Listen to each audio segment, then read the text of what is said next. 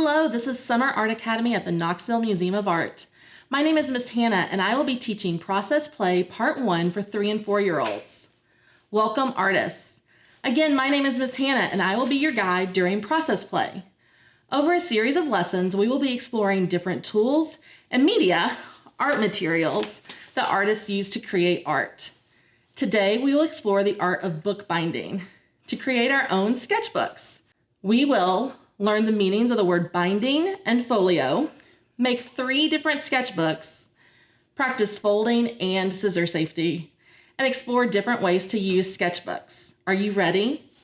We're going to learn how to make our own folios today. What is a folio, you ask? Well, let me show you. We're going to start with a single piece of paper.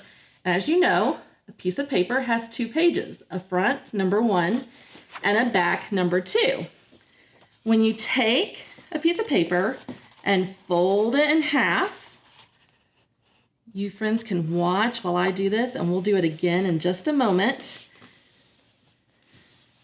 You have what is called a folio. A folded piece of paper is called a folio. A folio has how many pages? Let's count. 1, 2, 3, 4. By simply folding a piece of paper, not only do we have a simple sketchbook, but we now have more pages to work with. Let's show you how to fold. You're going to put your paper in front of you on a flat surface. Sometimes you'll see adults folding paper in the air, and it looks so easy, but it's because we started practicing on a table. You're going to take one end of the paper and roll it towards the other end. And when the 2 edges meet, you're going to press onto the middle edge and then use your pincher fingers to crease the end. Go. In the last lesson, we learned how to make a folio, or a folded piece of paper, to make a 4-page mini book. But if you're like me, you kind of got carried away with your folding and you now have multiple sheets of paper. So how can we put this book together to make one whole book? And that's what we are going to learn now. This is the art of bookbinding. Binding is putting a book together. For this activity, you're going to need at least 5 pieces of paper. They can be thick or thin, so you can use copy paper, or if you have cardstock or construction paper. But if you're using harder paper, you definitely want to make sure that's on the outside for your cover. But heavier papers are great because you can do more in them, and we'll talk about that later. So for this project, you need at least 5 pieces of paper, a rubber band, and a pair of scissors. You're going to fold each sheet of paper. So I'm going to just fold a bonus sheet to make sure I have enough. I've rolled my ends together. I'm creasing the edge, and I have 1 folio. The next step is to get it ready to bind together. And for this, I'm going to use my scissors. When you use scissors, it's very important that you always cut away from yourself. And you never put your hands in front of your scissors. So I'm working on my table. I'm going to open my scissors wide, slide it in the crease, the folded part of the book, and cut. Sometimes it doesn't work and you have to try again. And then I'm going to go to the other side of the crease and cut. And I have 2 cuts. I cut 1 piece of paper 2 times. I'm going to do that for each sheet of paper. Let me put that there. As I cut each paper, and if it's easier, you can open, cut in the crease, turn your paper, cut again. I can stack my sheets together. You only want to cut 1 piece of paper at a time. Always pointing your scissors away from your body. And do you see where my second hand is? It's next to the scissors, not in front of the scissors. That's 3 sheets. 4 sheets. Oops. And if you go a little bit off like I just did, that's perfectly okay. We are learning to use scissors. 4 sheets.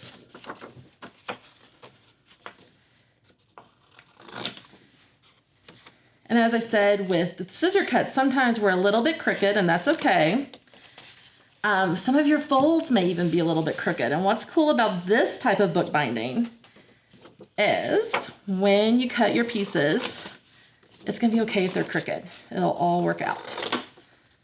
All right, so I have 6 pieces of paper, and I have them all cut on both ends. And the next step is we're gonna take our rubber band and I'm gonna put it in the top. I'm gonna take my second hand, I'm gonna pinch my rubber band and my paper as tight as I can while I pull with this hand, work down, around, and into the other slot. And now all those folios I've put together in something called a signature.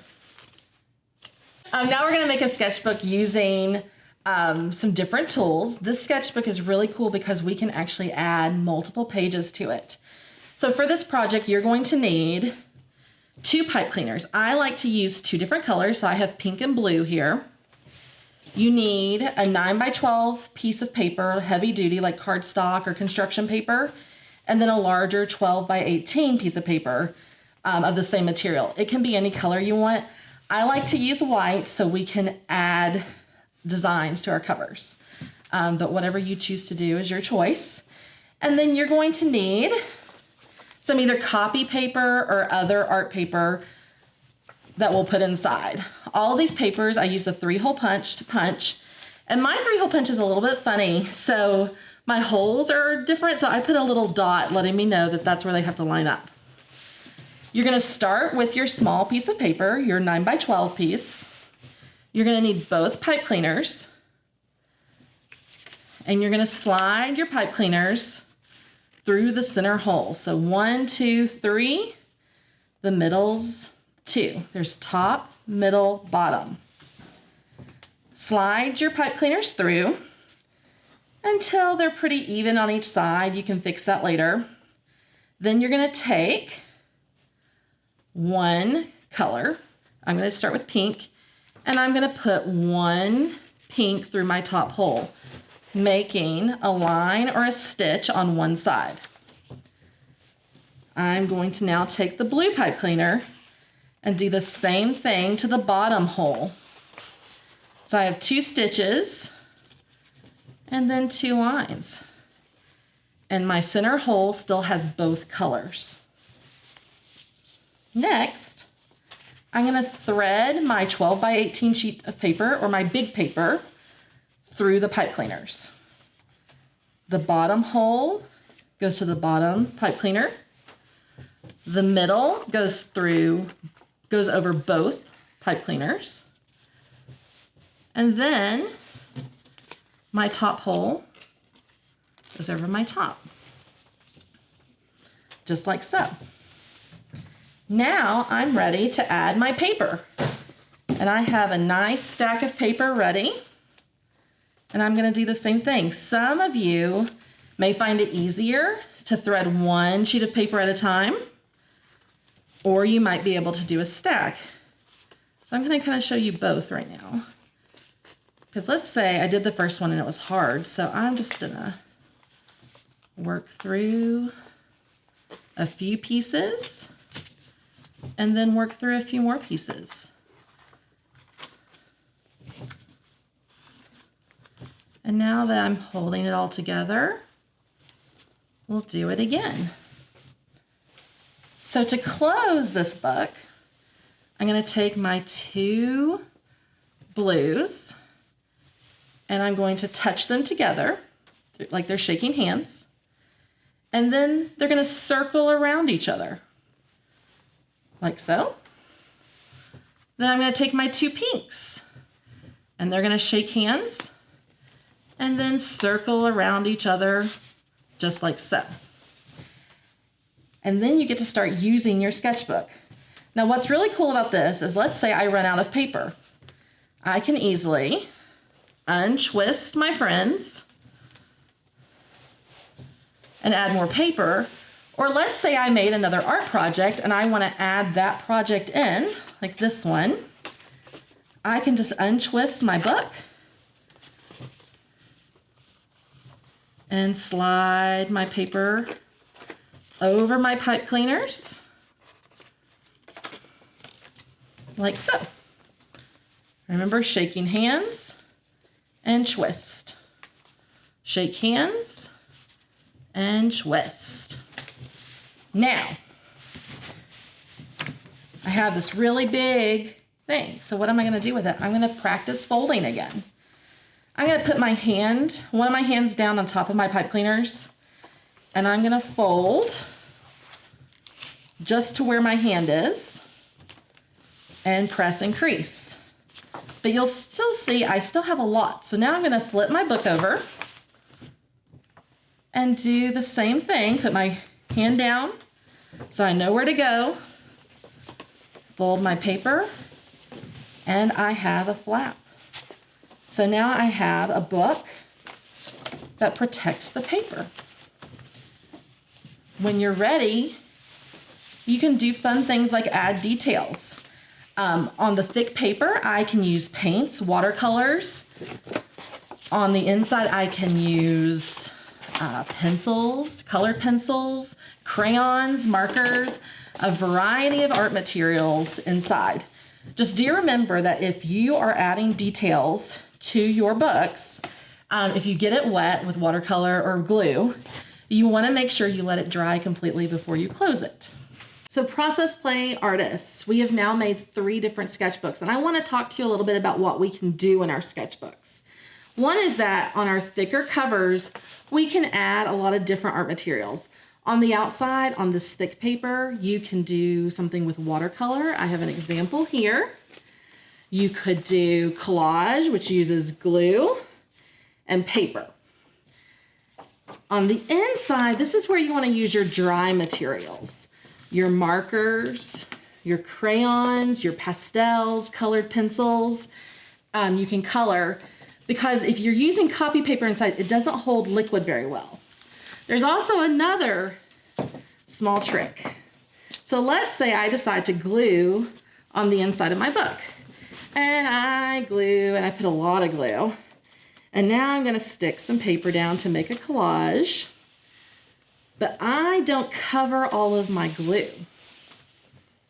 If I close my book, what's going to happen? It's going to stick. And the same thing goes if I decide to paint inside my book. So make sure if you use anything wet on the inside of your book, you let it fully dry. If you absolutely have to close it, a trick you can use is if you have wax paper in your kitchen, you can lay it on top of your artwork, close your book, and let it dry. When the item's dry, you just remove the wax paper, and it keeps your book from sticking together. Thank you for joining me for part 1 of Process Play. Today, we practiced folding and scissor skills to make 3 different books. Now you will have the opportunity to use those books to make some art on your own. Next time, we will be learning different ways to create with Crayola Model Magic and discover how to mix color.